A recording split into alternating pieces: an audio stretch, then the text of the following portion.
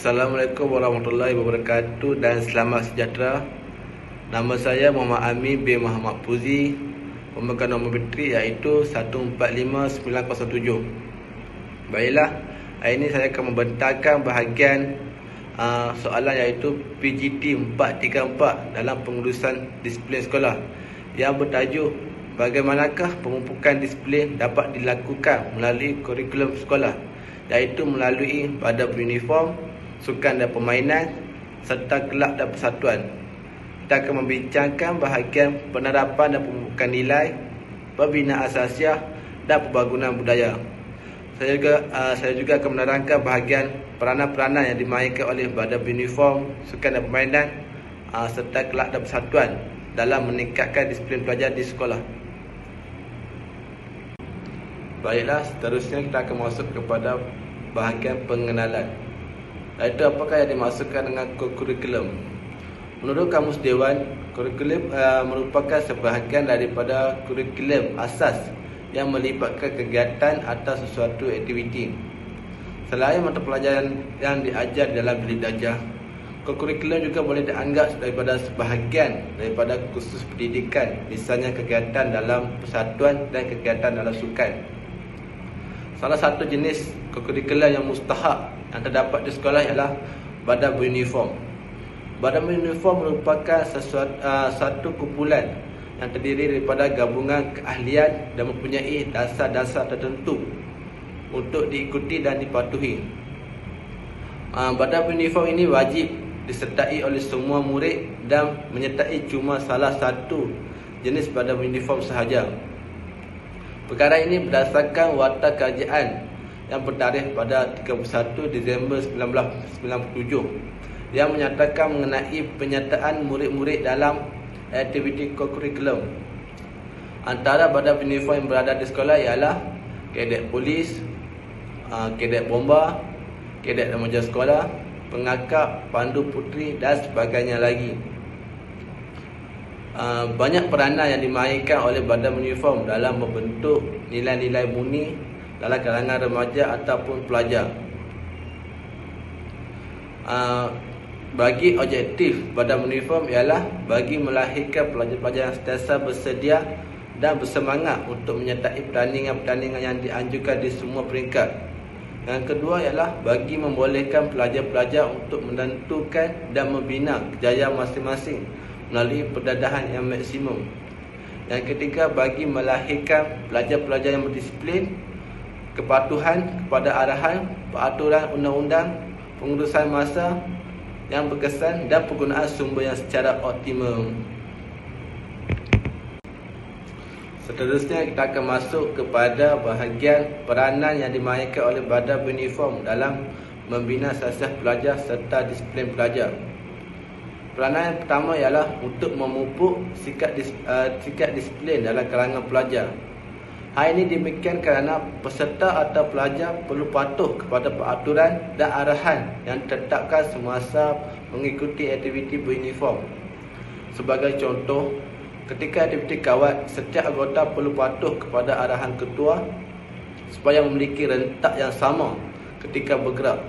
Sikap disiplin ini akan terbawa-bawa dan diaplikasikan oleh mereka dalam kehidupan seharian, sehingga tidak melanggar sesuatu aturan dan sentiasa mempunyai sikap tanggungjawab terhadap diri dan orang lain. Justru, seseorang yang berdisiplin akan menjadi seorang warga negara yang patuh kepada undang-undang dan tidak melakukan sebarang jenayah yang dapat memalukan masyarakat dan negara. Peranan yang kedua ialah mewujudkan kerjasama di antara pelajar yang berlainan bangsa ataupun meningkatkan kerjasama dalam pelbagai kaum. Hal ini demikian kerana semasa aktiviti dijalankan, pelajar berlainan bangsa dapat bertoleransi, tolong-menolong dan bekerjasama untuk menjajakan sesuatu aktiviti seperti kawat, perkemahan dan sebagainya. Ahli unit uniform juga bukan melaksanakan aktiviti di dalam sekolah sahaja, malah sentiasa bergabung dengan sekolah lain di peringkat daerah, negeri dan sebagainya lagi. Melalui aktiviti ini, anggota uniform berpeluang untuk berinteraksi dengan anggota sekolah yang lain, negeri lain, bahkan anggota negara lain, sehingga terjalin hubungan mesra antara remaja. Sikap ini akan dapat dibawa oleh mereka untuk dilaksanakan dalam kehidupan supaya sentiasa menghormati bangsa lain, agama lain dan tolong-menolong antara satu sama lain. Peranan yang seterusnya dalam unit uniform ialah bagi mengajar murid untuk berdikari. Hal ini demikian kerana anggota-anggota badan uniform banyak didedahkan dengan aktiviti-aktiviti luar yang banyak memerlukan kemahiran seseorang untuk berdikari. Sebagai contoh, melalui aktiviti perkemahan yang dijalankan di hujung tahun, dapat menjadikan anggota badan uniform tersebut untuk belajar, memasak, mencari bahan, berusaha untuk mendapatkan sesuatu dengan sendiri. Sikap berdikari ini harus diterapkan dalam setiap orang remaja agar mereka tidak menyusahkan orang lain serta tidak bergantung kepada orang lain dan hanya berusaha dengan sendiri bagi melakukan sesuatu pekerjaan tersebut. Seterusnya ialah untuk melatih seseorang untuk mempunyai sikap kepimpinan. Hal ini demikian kerana dalam unit uniform, sebilangan anggota telah dilantik sebagai pucuk pimpinan dalam organisasi tersebut. Sebagai contoh, dilantik sebagai pengerusi, setiausaha, bendahari, AJK dan jawatan-jawatan yang lain. Melalui kepimpinan dalam organisasi tersebut, pelajar-pelajar ini diasah sebagai insan yang bertanggungjawab, amanah, berdedikasi dan berupaya memimpin organisasi tersebut. Pengalaman yang diperolehi pelajar semasa menjadi pemimpin itu akan digunakan dalam kehidupan mereka pada akan datang apabila mereka ingin menjadi pemimpin dalam sesuatu organisasi. Selain daripada unit badan uniform, kelab dan persatuan juga merupakan salah satu elemen yang penting yang terdapat di dalam kurikulum di sekolah. Kelab dan persatuan bermaksud entiti kumpulan yang berstruktur, berperlembagaan, berperaturan dan berkepimpinan yang dianggoti oleh murid-murid sekolah. Murid-murid yang menyertai kelab ini mempunyai minat, kegemaran, hasrat dan kecenderungan yang sama serta bertujuan untuk saling bekerjasama, bantu-membantu dan berkongsi sumber dalam melaksanakan sesuatu aktiviti. Kelab dan persatuan dapat memberikan latihan awal dari segi kepimpinan, siasat, kemasyarakatan dalam kalangan pelajar. Banyak peranan kelab dan persatuan di sekolah yang dapat melahirkan warga negara yang mempunyai nilai sivik dalam kehidupannya sendiri.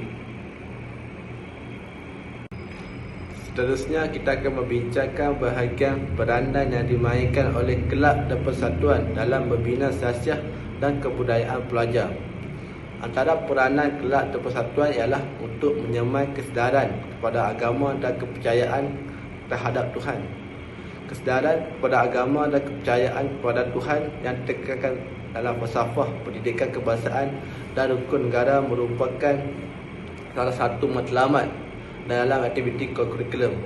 Oleh itu, melalui aktiviti-aktiviti kelab dan persatuan seperti aktiviti kerohanian, aktiviti pemantapan minda, ceramah agama dan sebagainya.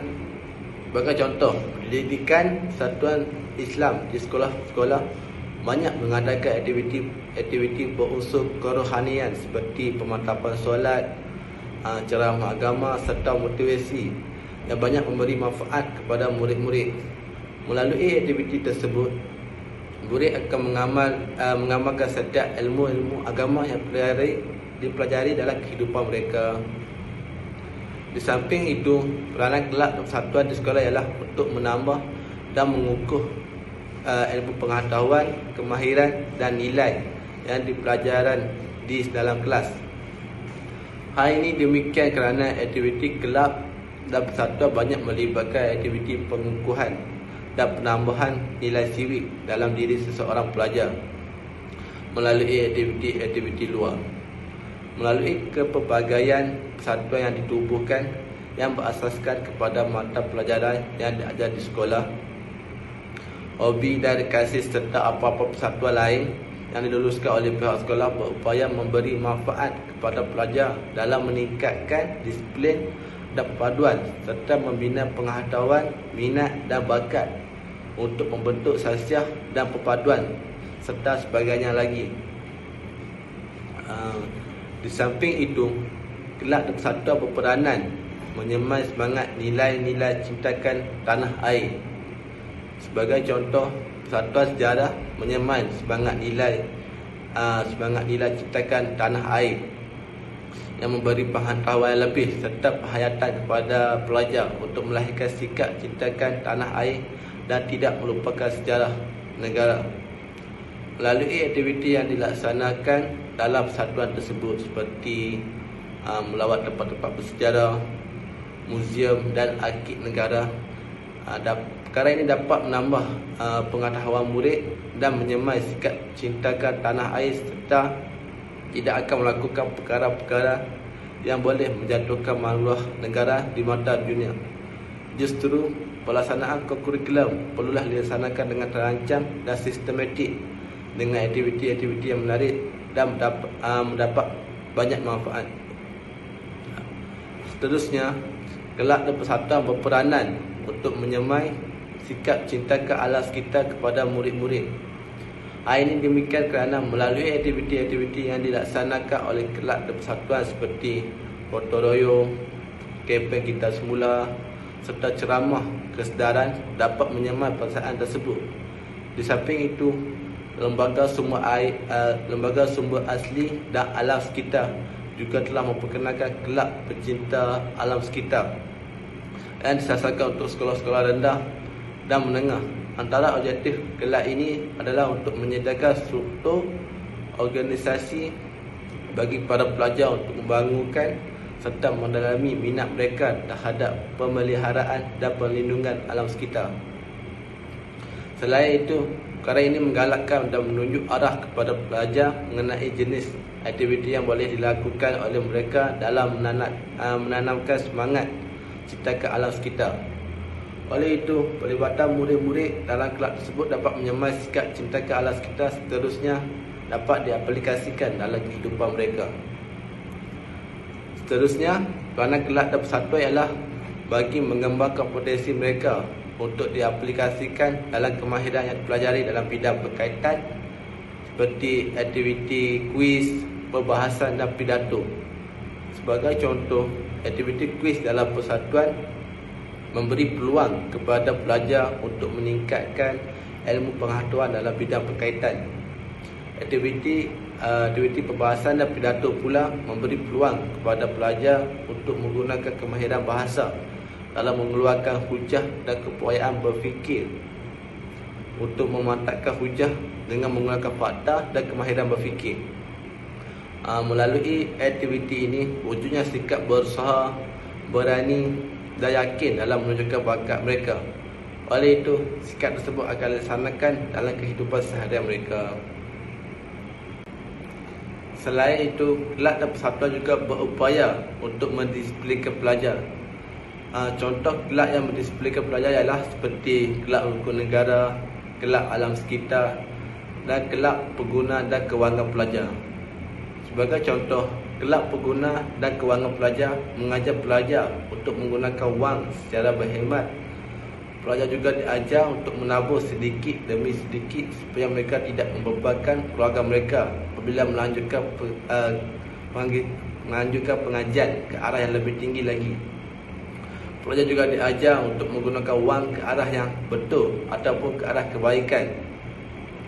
Oleh itu, kelab ini mengajarkan tentang disiplin dalam menggunakan wang untuk kehidupan seharian mereka. Selain daripada unit uniform dan kelab persatuan, sukan dan permainan juga merupakan elemen penting di dalam kurikulum di sekolah. Menurut Kamus Dewan edisi keempat, sukan dapat didefinisikan sebagai aktiviti fizikal yang dilakukan oleh seseorang individu untuk meningkatkan daya ketahanan di samping mencegahkan rohani serta minda seseorang. Sukan merupakan suatu aktiviti yang menggunakan fizikal, tenaga, ketakasan dan kemahiran yang tertentu. Bagi peringkat sekolah pula, semua pelajar diwajibkan menyertai salah satu sukan sahaja yang terdapat di sekolah. Sebagai contoh, bola sepak, bola jaring, badminton dan sebagainya lagi. Kerajaan juga telah memperkenalkan dasar satu murid satu sukan kerana menyedari kepentingan sukan dengan mewajibkan setiap orang murid untuk menyertai sekurang-kurangnya satu jenis sukan. Oleh itu, banyak peranan yang dimainkan dalam aktiviti sukan dan permainan di sekolah dalam membentuk nilai sivik dan disiplin dalam kalangan pelajar. Baiklah, antara peranan sukan dan permainan ialah untuk meningkatkan disiplin murid. Seseorang yang ingin berjaya di dalam bidang sukan perlulah mempunyai disiplin yang sangat tinggi dan sentiasa mematuhi peraturan permainan. Setiap pemain sentiasa menepati masa, bertanggungjawab, rajin berlatih, tidak merokok dan sentiasa mematuhi arahan jurulatih. Pelajar juga dididik dengan penuh ketegasan agar dapat melakukan sesuatu permainan dengan betul-betul dan bersungguh-sungguh. Peranan yang kedua ialah untuk membentuk fikiran yang positif. Aktif bersukan dapat menjadikan seseorang berfikiran secara rasional dan berkeyakinan tinggi dan tidak cepat berputus asa. Sebagai contoh, dalam permainan badminton, seorang pemain akan berusaha bersungguh-sungguh untuk menang tanpa mengira penat dan lelah serta mempunyai keyakinan yang tinggi untuk menang.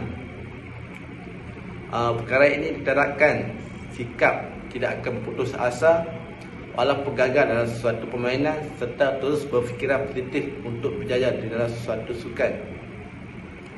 Dan yang terakhir ialah bagi membentuk kerjasama. Setiap permainan memerlukan kerjasama yang kuat dalam kalangan guru maupun murid. Sebagai contoh, di dalam bola sepak, setiap pemain harus berganding bahu untuk menghasilkan jaringan bagi memenangi tim tersebut. Perkara ini dapat memupuk semangat perpaduan dalam kalangan kaum dan sukan juga dapat menyatukan semua kaum dan menjadikan negara kita lebih aman lagi. Sebagai kesimpulannya, kurikulum dapat dilihat sebagai medium serta wadah yang terbaik bagi penerapan falsafah pendidikan kebangsaan.